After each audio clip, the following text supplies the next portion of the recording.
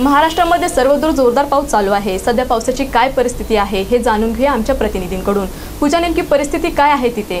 श्रद्धा, अकोले तालुक्यात मुसळधार असा पाऊस चालू होता रात्रभर। आजही पाऊस चालू आहे आणि येत्या 2 ते 3 दिवसात पाऊस असाच राहण्याचा अंदाज हवामान खात्याने देखील वर्तवला आहे। येत्या 6 ते 7 दिवसात पाऊस जर असाच चालू राहिला तर भंडारदरा धरण जे आहे ते ओव्हरफ्लो होईल व 15 ऑगस्ट पूर्वीच हे धरण पूर्ण क्षमतेने भरेल। त्याचबरोबर भंडारदरा धरण जे आहे ते 9000 म्हणजे 9 TMC भरलेले आहे। त्याचबरोबर मुळा धरण जे आहे ते 15651 म्हणजे 15 TMC नी भरले आहे। पण ही आकडेवारी बदलू सुद्धा शकते। हा आकडा 16 TMC पर्यंत सुद्धा जाऊ शकतो। धरण क्षेत्रात तुफानाची पावसाची बॅटिंग सुरू असल्याने बळीराजा मात्र सुखावला आहे। नाशिकमध्ये देखील गोदावरी नदीला महापूर आला आहे। एकंदरीत काय परिस्थिती आहे ते जाणून घेऊया सागर दुसल यांच्याकडून। सागर, नेमकी परिस्थिती काय आहे तिथे?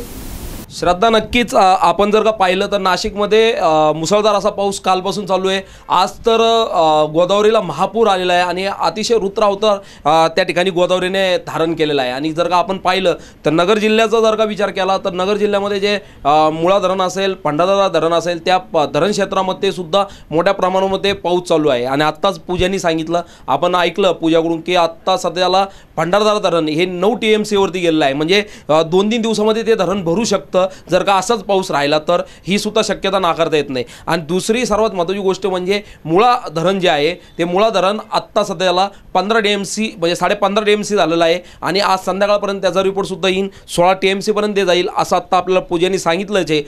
कारण की हे सर्व धरणं ज्यावेळेस भरत जाणार आहे आणि हे धरण भरल्यानंतर सर्वात मोठा जर का फायदा कोणता होणार असेल तो म्हणजे शेतकऱ्यांचा। कारण की गेल्या 4-5 वर्षापासून दुष्काळाच्या झाडा हे शेतकरी बंधू सोसत आहेत, बळीराजा सोसत आहे। आणि आता हा चांगला पाऊस जो पडत आहे, कारण की हवामान खात्याने पहिल्यापासून सांगितलं होतं की चांगला पाऊस येणार आहे, पाऊस चांगला पडणार आहे आणि मोठा पाऊस होईल। यावेळेस सरासरी सुद्धा पावसाची जास्त राहील हे पहिलेच सांगितलं होतं। परंतु कुठंतरी एक शंका होती मनामध्ये की पाऊस चांगला येईल का। आणि आज जर का आपण विचार केला तर चांगला पाऊस नगर शहरासह नगर जिल्ह्यामध्ये पडत आहे, त्याचबरोबर महाराष्ट्रामध्ये पडत आहे। गोदावरी नदीला महापूर आलेला आहे आणि सर्वात महत्त्वाची गोष्ट म्हणजे तिकडे दारणा जे धरण आहे त्याचे सुद्धा दरवाजे उघडण्यात आलेले आहे आणि गोदावरीमध्ये ते पाणी येत आहे आणि ते पाणी जायकवाडीला जाईल। जायकवाडीला सुद्धा जो मृतसाठा होता त्या मृतसाठ्याच्या वर आता पाणी यायला सुरुवात होईल आणि निश्चितच ही मराठवाड्यासाठी सर्वात आनंदाची गोष्ट आहे, त्या ठिकाणच्या शेतकऱ्यांसाठी आनंदाची गोष्ट आहे। कारण की जे पाणी वरून येणार आहे ते सर्व जायकवाडीला मिळणार आहे आणि